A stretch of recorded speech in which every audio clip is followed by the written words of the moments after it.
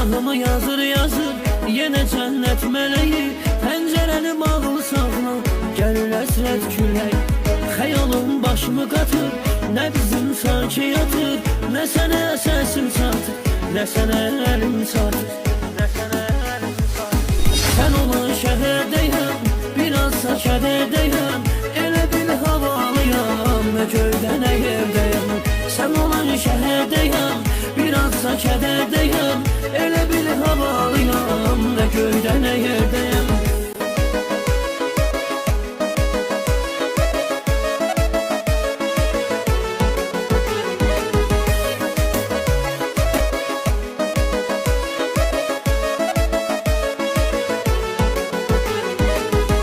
Həsrətli qonaq bizi çox saldı uzaq, ay sənə qurban olum, sənsiz olmur yaşamaq. Dərd olun dərmanım ol, sən əziz insanım ol, dolanım mən başıma, sən mənim sultanım